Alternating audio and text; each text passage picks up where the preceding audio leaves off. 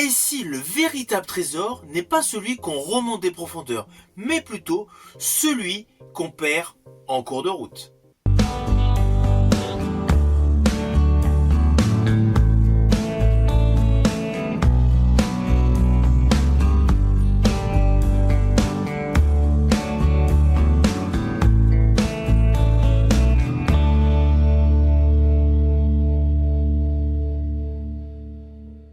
Hello, c'est HR, votre chroniqueur. Qui dit samedi, naturellement, je vous parle d'une production Fromasia, soit une série, soit un film.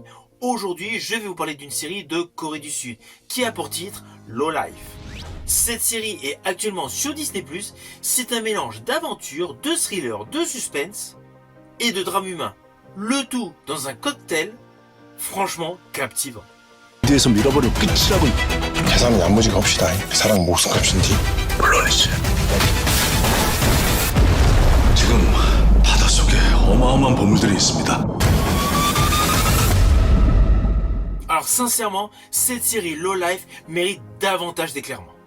L'ambiance des années 70 est topissime, associée à un univers poisseux, rétro et surtout profondément humain.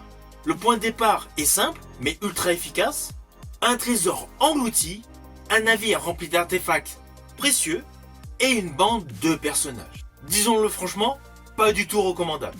Mais là où la série surprend totalement, c'est qu'elle ne raconte pas juste une chasse au trésor. Elle raconte implicitement tout ce que l'appât du gain fait aux gens.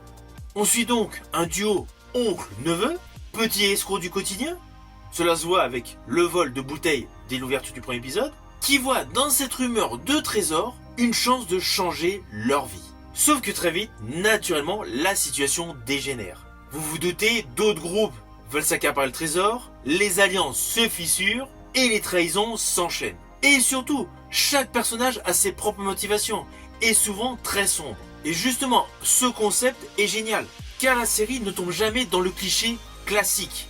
Le héros est noble. Ici, tout le monde a quelque chose à se reprocher. Et c'est justement ce qui rend l'histoire de cette série addictive. 감정을 내려버렸어. 소위 이게 돈이 된다는 거지? 수십억 된다고 하대. Alors comme je vous disais en préambule, on a une ambiance des années 70. Là, la reconstruction est bluffante. On a des rues animées, des ports brumeux, mais surtout pléthore de décors rétro très détaillés. On a réellement l'impression d'y être, c'est totalement immersif. J'estime que tout le budget qui a été mis dans les décors est réellement à couper le souffle. Il y a un réel souci du détail digne de belles productions cinématographiques. Et puis évidemment, il y a la mer, le trésor forcément est dans l'eau. Les scènes de plongée, la récupération du trésor sont tendues, anxiogènes, réalistes, presque oppressantes. 널 해치지 않겠다는 약속.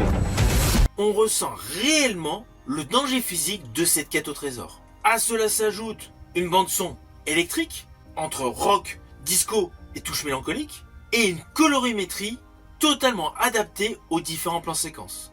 Évidemment, au cœur de tout cela, il y a le casting. Alors perso, au début j'avais peur d'être perdu. Il y a pléthore de personnages. Mais en fait, toute cette fresque humaine est étonnamment fluide et facile à suivre. Alors oui, chaque personnage a ses failles, a ses ambitions, sa manière de survivre. Mais comme il n'y a pas de réel gentil classique, voilà, qu'on peut voir dans d'autres films ou dans d'autres séries, eh bien on s'attache à plusieurs personnages et on arrive à tous les suivre. Car tous les thèmes, comme les rapports au pouvoir, la cupidité et la survie sociale, sont des thèmes qui font écho à notre société et implicitement, chaque personnage paraît totalement réel. Du coup, on en suit plusieurs. Ceci dit, je dois reconnaître que je ne connaissais aucun acteur. Alors je les ai peut-être vus dans d'autres séries en second rôle, mais dans cette série, je ne pense pas qu'il y a de grandes têtes d'affiche de Corée du Sud. Mais je tiens à préciser qu'ils sont tous excellents, avec des performances certes nuancées, mais crédibles. Et tout cela implicitement apporte de la profondeur émotionnelle à cette saison de Low Life. Alors je tiens quand même à repréciser, certes c'est une série avec une chasse au trésor, et il y a des querelles, des trahisons, de la cupidité, mais ne pensez pas que cette série est une série action, loin de là. C'est une série qui prend son temps et justement qui est un véritable reflet de la vie de tous les jours. Donc le rythme est modéré. C'est pour cela que la série construit patiemment ses tensions, ses relations, ses enjeux pour mieux exploser ensuite. 그러니까야 공권력이 우습지. Ah oui, j'appuie peut-être un petit peu trop sur le fait que l'histoire s'installe doucement, car les 2 premiers épisodes prennent vraiment leur temps. Je ne vous cache pas que j'ai failli décrocher à la fin du premier épisode. Mais je me suis dit voilà, j'aime bien donner 2-3 épisodes d'une série pour m'en faire une idée. Et à partir de la moitié du 2e épisode, ça y est, l'histoire prend corps et j'étais hypé. 지금 바닷속에 어마어마한 보물들이 있습니다. Alors au final, naturellement, cette série Low Life est une série à regarder sur Disney+.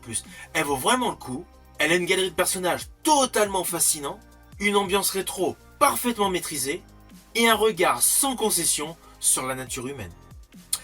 Une fois que vous l'aurez vue, n'hésitez surtout pas à me mettre en commentaire votre opinion. Je vous dis à bientôt pour une nouvelle vidéo.